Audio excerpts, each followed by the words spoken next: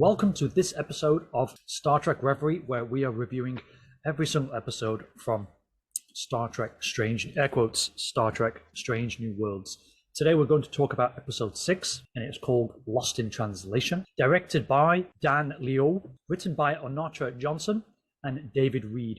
We've already talked about Onatra Johnson. She's the lady who has written basically, in fact she hasn't written anything, sorry. She's just been like a grip or a production assistant. And the second writer is David Reed, who, as you know, did The Boys, The Magicians, and a TV show called Aquarius. So we're dealing with top caliber writers on this show. And before we get into it, if you're still watching, I'm losing my voice, so I will be taking breaks. Adam can fill in when I can't speak. So, Adam, how much did you love this episode? It keeps going on a steady decline this season. Really? This one was not as bad as the last one. We're getting on steady ground now. We're pivoting. Okay. So it was a horror sort of centric episode, which is fine. We haven't seen much of her doing much in the actual series. So it's not a horror, it's a horror. Be careful there. a horror. A whore, it's like different connotation. A horror. I didn't say it. You did. Anyway. You said a horror. Watch it on the replay. Nah. I'm just enunciating differently. Okay, I believe you. Yeah. Got lost in translation there, I think. I'm sure it did. Yeah. This is the audio quality. Yeah. Okay, I'll check it after. Anyway, yeah. So it's her episode. Kirk's also in this episode for reasons, I guess. Yeah, for that. Right. So we see more of Kirk, which is fine. He has little interactions with La'an. I guess we're going for that CW drama type romance thing going on, will they, won't they? Spock and Chapel are still doing their thing in the background. Oh, were? And yeah, it could be perceived as anything, their thing. It was an okay episode. At least it was dealing with something like science fiction-y, I guess, for once, a little bit. Have some horror elements in there, which were cool at times. Some good visuals. There wasn't really much to talk about, apart from the fact that they had like invisible aliens we didn't really see, and they were affecting just a horror straight away. It affected another crew member that died horrifically by getting pulled out of the ship, that explosion, and then Kirk had the wherewithal to like beam them both out. I don't know. I just sort of watched this episode and was like, okay, it's all right. It's better than the last, but this season's been just a disappointment really at the moment. And so I just go into each episode kind of not really expecting much at the moment, because they have really just dropped the ball a little bit and disappointed me. So I kind of watch with bated breath, as if it's going to be like, is this going to be good? Is this going to be okay? Is it going to be a fucking joke? But this one, it sort of played it a little bit safe, and it was more of a compos mentis episode than the last, which isn't saying much. So Okay, no, that sounds like fair estimation of what this episode is. Personally, I thought it was terrible. In terms of character, I thought the characterizations were way off, and I'll go into reasons why. The story itself, I think, could have been tweaked to better integrate the different crew members who are doing their thing. So Pelia and Number One were on the space station, Kirk and La'an, and then of course Uhura and Kirk. Those are kind of like the groups. Uhura keep fitting between the two. But what immediately struck me in this episode is going to be the dialogue and the unexplained nature as to why Uhura could pick up on these aliens first. Why her? And the show doesn't do that. And Nitpicking Nerd made the point that there was an episode of TNG where Deanna Troi is the one to hear this message, and she's floating in a nebula and all her dreams are affected because she's the only one who can sleep. Everyone else is getting wasted. The REM sleep. Can't get into REM sleep. I suppose that's because she can feel. Is it more like she has a sense? Well, she's telepathic or empathic, sorry. And the other person on the other ship that they found was also empathic, the Betazoid. So at least it gave you like a racial reason, because they've got different abilities. Whereas the only thing I could think of with her is like she's on communications, so that's why she heard it, maybe, or had some. I don't know. That's the only thing I can really tie it to. If the show said the guy from the space station had been on communications as well, then fair enough. But then that opens you up, because there is supposed to be a second starship, because Kirk is there. Yeah. So maybe their communication officer is having a problem. And if he had mentioned that when he went to do his report and then came back and said, yeah, it's affected our communications officer, then we don't need to be left wondering why. We can kind of be more fair in rating this show, because the story is just not helping us pick up the pieces. as to why Uhura. And throughout the episode, I was just supremely annoyed about how Uhura acts towards other people. And now that you know the end of the episode, where it's this table meeting of 3 legendary characters, I didn't think it was something that was going to... It's like they're trying to set it up for this momentous meeting, and yet at the same time, they haven't serviced it. They haven't given it the parts so that you go, oh my god, there's 3 of them together, and then soon we will have the original crew on the Enterprise, because slowly Pike, Ortegas, number 1, they all have to go. And Benga it actually stays on in TOS, but I think he gets moved to a different medical bay or something. But they slowly get downgraded in sorts, or what's the word I'm thinking of? They just move on. So you've got 3 of them here, and I'm like, this means nothing to me. This episode hasn't justified itself. It hasn't really earned it. Right, and Uhura has spent the episode berating Kirk. I mean, her first line to him is, I don't want to get hit on. The guy is clearly not hitting on her. So why does she reach for this thought? Is it because she's a yes queen and she's trying to defend herself against a higher ranking officer, the lieutenant, who is now going to be the first officer? Is that appropriate? I liked when she punched him by accident, and then she was like trying to drag him to sickbay, like she had him by the arm. It was like she was trying to drag him. That's I don't you know like that one. Ooh, are you saying you like that? Did you say No. that? I'm didn't saying like that it. I didn't like that because she's just trying to drag him. Something got lost in translation again. You wasn't enunciating. You weren't enunciating properly. Oh yeah, that's what it was. I went to an old people's home once to speak to some old people, and this is in Hong Kong. And one of the helpers, one of the people, the attendants, I asked them a question, and they were going to find someone who could answer my questions. And she grabbed me by the arm, and I was thinking in the moment, holy shit, I'm not old, but it's their tendency to shepherd these old people around, and they have to hold them by the arm. And for me, I felt that was I thought it was rude. She probably did it without thinking, and yet you've got to put some consideration into doing that to help others in a way. So I wasn't super offended by it. I just thought, oh, this is a person who's in the moment doing their thing.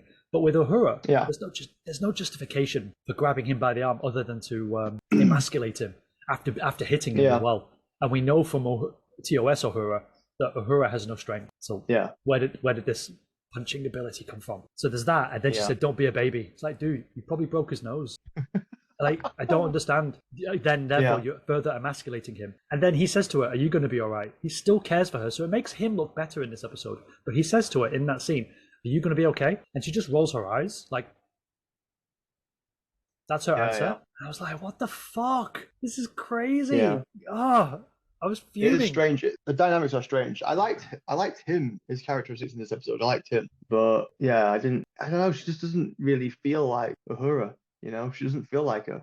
I know it's like the young version of her and stuff, but it just doesn't still feel like her. Very strange. In American sort of contemporary pair bonding relationships where men are trying to date women, one of the complaints about modern women at the moment in America is that a lot of women, especially black women, are too masculine. And that's kind of being reflected on our TV screens when you watch Discovery, and now we're watching Strange New Worlds, where you've got 2 black lead characters who are very masculine in their features, short hair, argumentative, they're not demure, they're not submissive in the ways that Americans are talking about this. I'm not asking for submissive women, but we are also on a quasi-military vessel, and Uhura is a fresh-faced ensign, the freshest-faced ensign, and she's really young in this.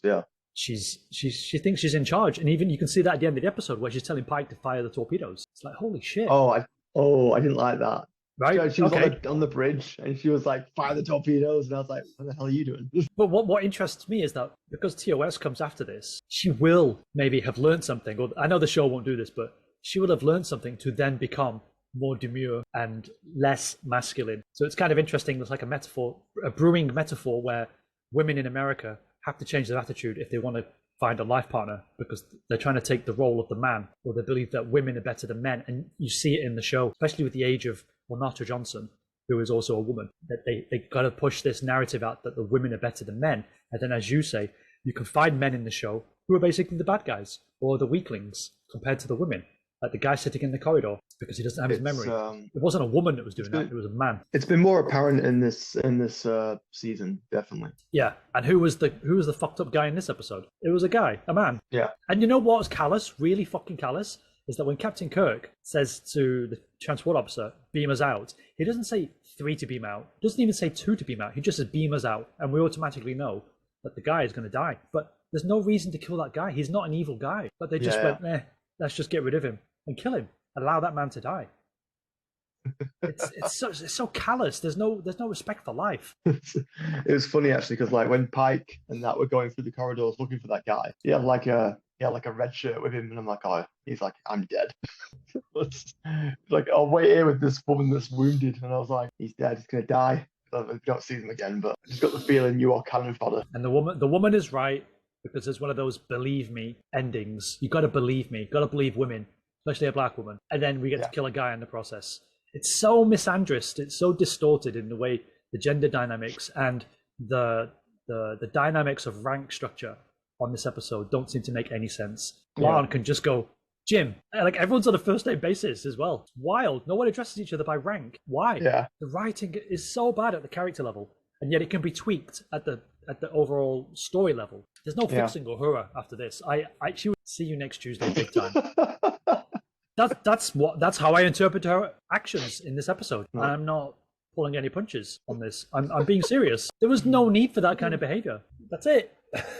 Sorry if you're not going to watch it now, but she was not likable whatsoever, especially with the eye roll. That fucking eye roll was so condescending, and she's the one who just hit a guy, and a superior officer as well. Get fucked. I was fuming at him.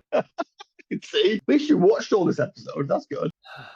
And for what? At what cost? For what? Yeah. Pelly and number one thing. Why are they arguing? They're just being bitches to each other.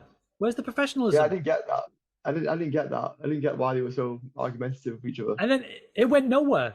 Couldn't they have been the ones to discover or confirm on a scientific level that they were harming the aliens instead of just going off fields? Because they had a conversation with Sam Kirk and Jim Kirk. And even Sam Kirk, why is he a dick to his own brother? That there's no need to be a dick like that. So they're not writing Sam Kirk in a very sympathetic way. He just comes across as jealous and spiteful to his older brother. Did they have like that sort of relationship? I don't know. In TOS, Kirk finds him dead.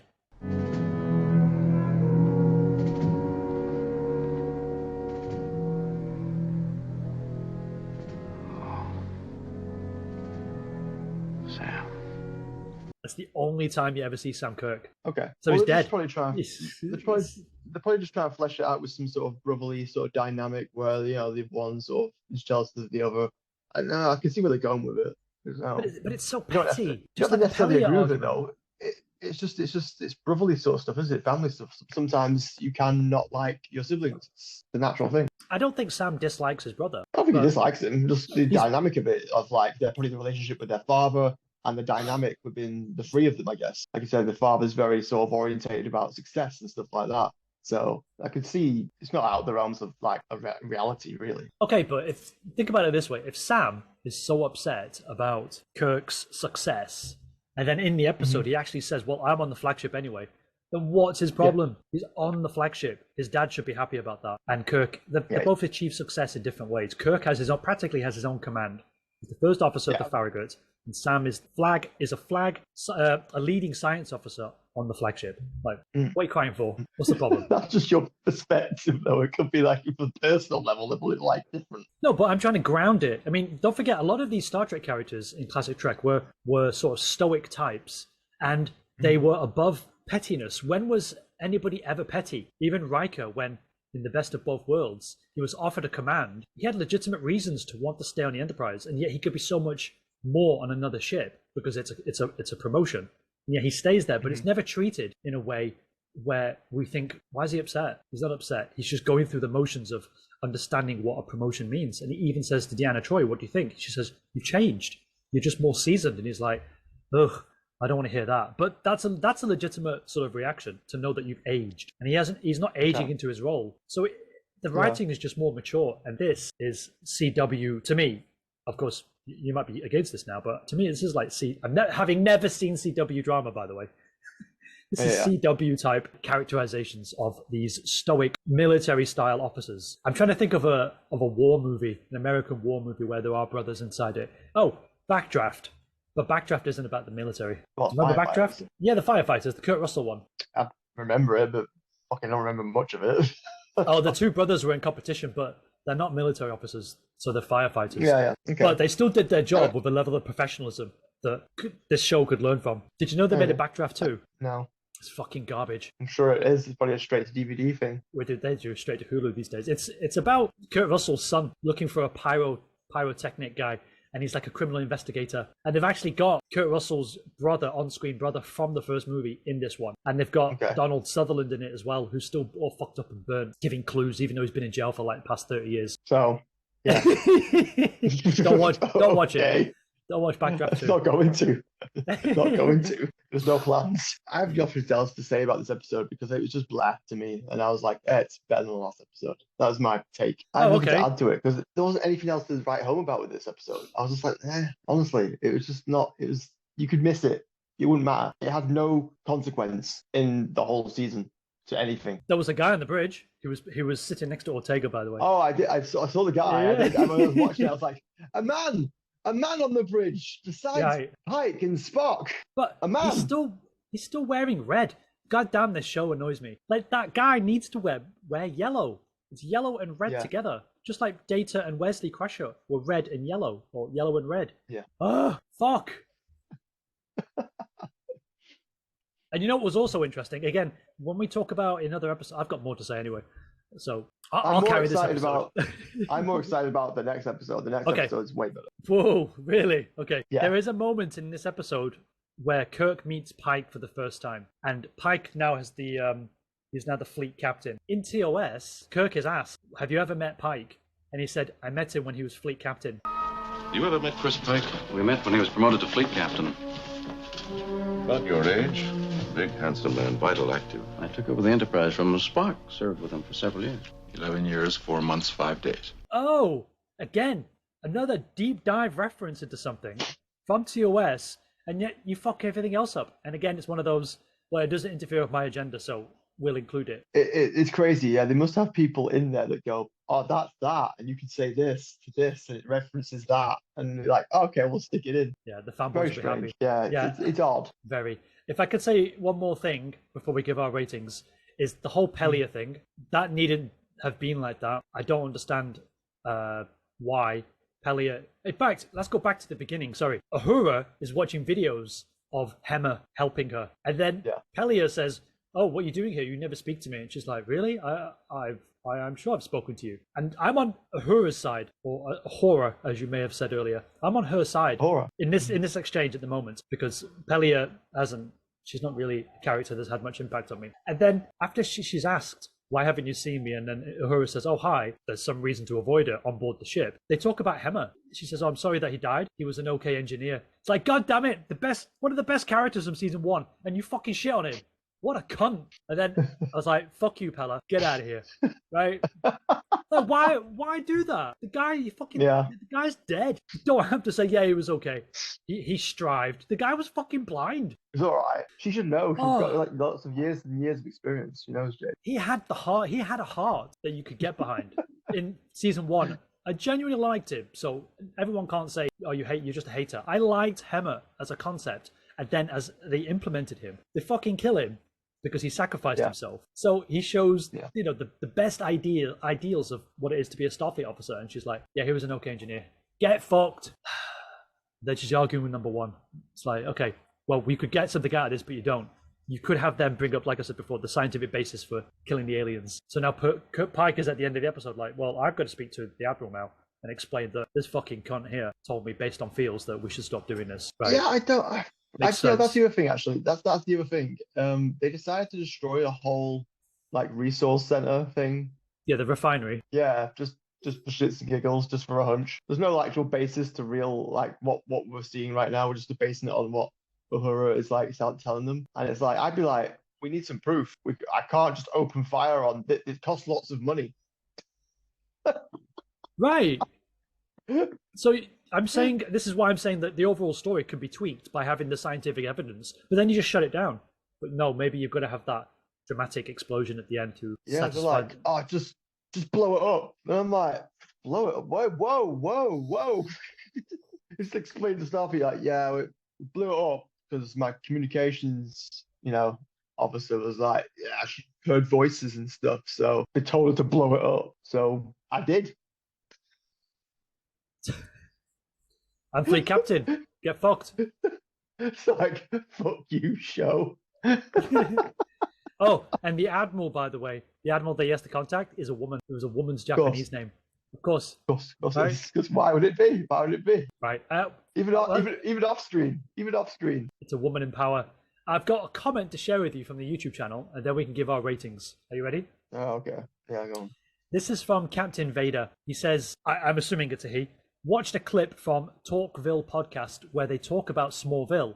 One of them said every show on the CW network had a love triangle. The way Strange New Worlds is written is like a CW show where they even have a love triangle between Spock, Chapel, and T'Pring.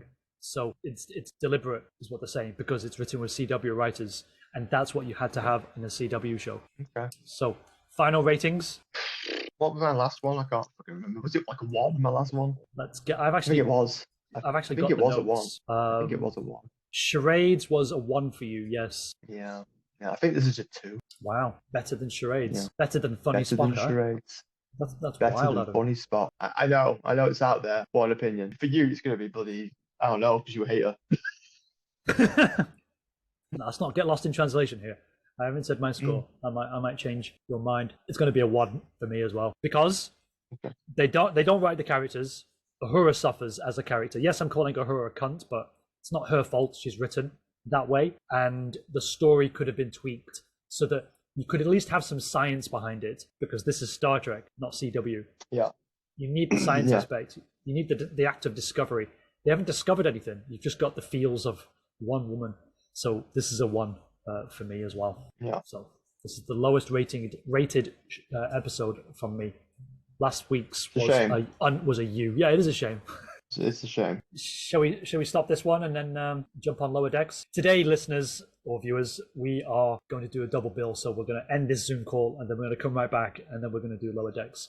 So I'll upload both onto YouTube basically at the same time. So you'll get us all in one piece this week. So see you in the next one. Bye.